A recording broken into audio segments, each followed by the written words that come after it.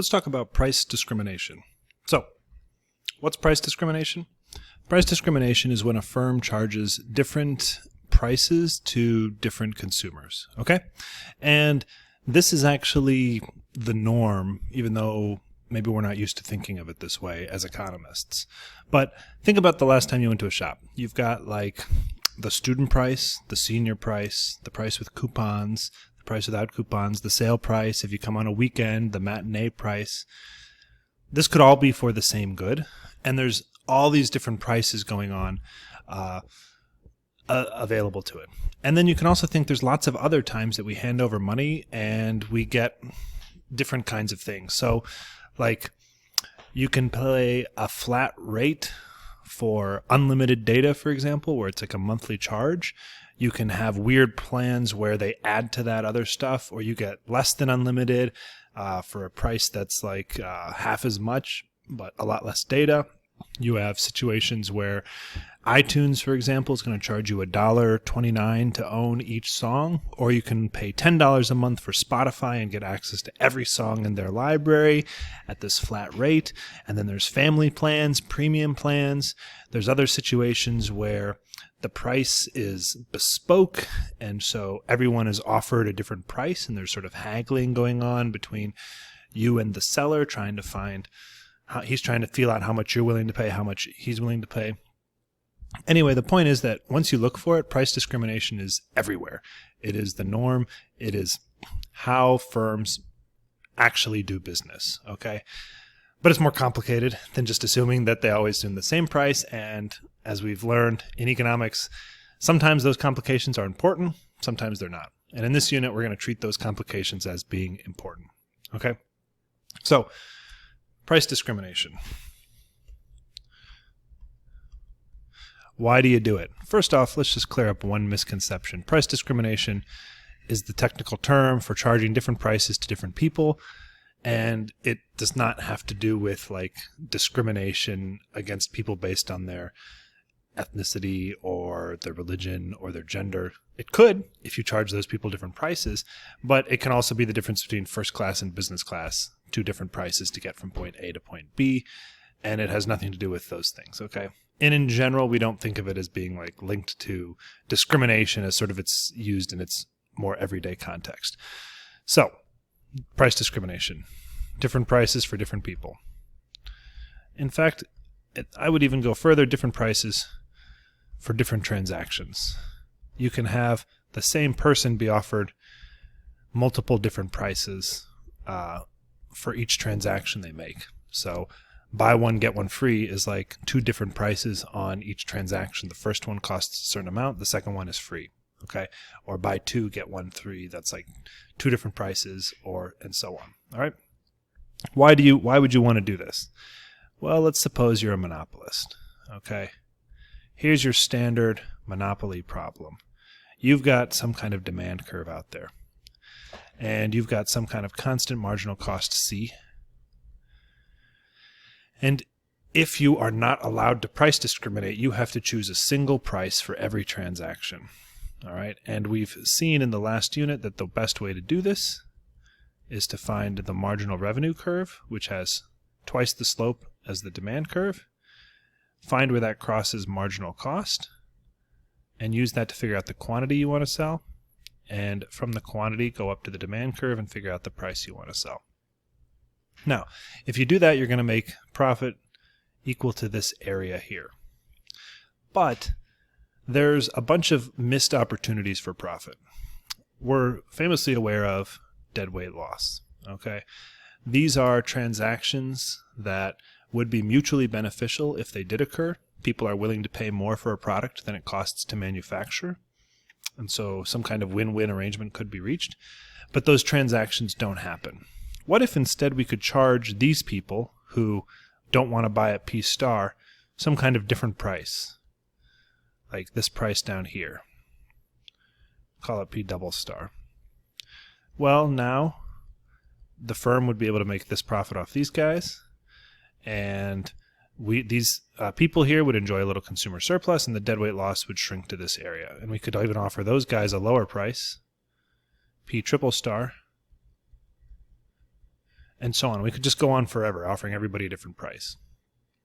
One problem with that is that why would anyone pay this higher price if there's a lower price available to them? Okay, and we'll come back to that. The other issue is on the top end here, there's trades that do happen, like here and this region here, but the firm is not getting the most it could possibly get. These people were willing to pay more than P star, and we weren't able to charge them more. So why not charge a higher price to these guys, P with a dash, and make a little extra profit off them to take some of their consumer surplus away. Okay, and the fundamental problem is that when you have to charge a uniform price, you can't do this, right? It's just like ruled out by assumption. And the usual idea is that there's some kind of market where if you tried to offer different prices to people, then like you would create a competitive market because whoever gets the access to the lower price would buy at the lower price and sell to people at the higher price and make a deal. Okay. Now, in price discrimination, we're going to assume there are ways that you can get around this, okay? And price discrimination requires 3 conditions. One of them is market power. You have to be able to set a price that's different from marginal cost and assume that people will still come and shop from you. But the second one is, as I just said, you need the ability to prevent resale. So there has to be a way for you to prevent this dynamic that I just described, where whoever gets the lowest price buys and sells to everyone who's only offered the higher price. And there are a lot of ways that firms can actually do this, prevent resale. To take a very simple example, student ticket, like a student price at a movie theater. They ask you to show an ID and then they give it to you. And in theory, you could go and sell that ticket to other people on the street corner, but you have to do it in a way that they don't see you doing it, so you can't stand right out in front of them. So you kind of have higher transaction costs. And at the end of the day, they could ask to see the student ID of anyone who's walking in, handing over a student ticket, but doesn't look like a student. Okay. The third ingredient of price discrimination is information about willingness to pay. And it has to be not too costly to acquire this information. Okay. So if you're going to charge different people different prices because you want to charge closer to their willingness to pay, you have to have some kind of idea of their willingness to pay. If everybody looks the same to you, it's very hard to charge some of them a higher price and some of them a lower price. Okay? Now, given these 3 conditions, you can price discriminate. And firms will want to price discriminate in general because, as we've seen, they can make more money if they do. And price discrimination comes in sort of 3 main flavors. One is called perfect price discrimination.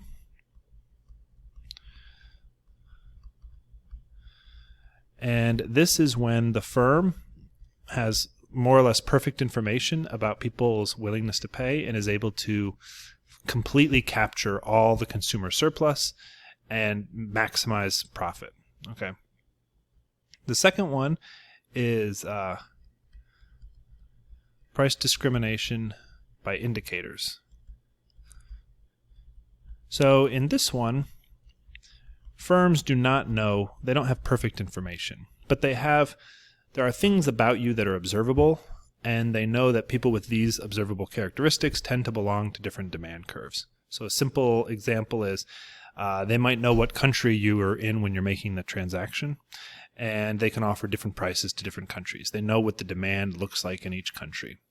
Another one might be like you're a student and you have a student ID, or you're not a student, and they don't know your true willingness to pay, but they know that on average, students have a demand curve that's like this, and adults who are not students have a demand curve that's different. Okay? This is also called market segmentation. So you're going to cut the market up and give different prices to different market segments. Okay. The last one is self-selection. So in this one, the firm has information about the types of consumers that are out there, but they are unable to observe which type you are. So think of this like the problem of an airline that's trying to sell first-class tickets to people at a higher price. They can't see who you are, especially if you're buying online. They can't see that you're like, they can't ask for some kind of ID that says I'm a business passenger or I'm rich, okay? But what they can do is they can offer a menu of choices that take advantage of their knowledge about the different types of consumers they have. And so different types of people prefer and sort themselves into those different prices. So we're going to cover these three. This is the order I laid them out, kind of from most to least information, although the flavor of the information firms have is not necessarily less in one case, it's just different. But let's start with this middle one because it's the most closely related to monopoly, which we've covered before.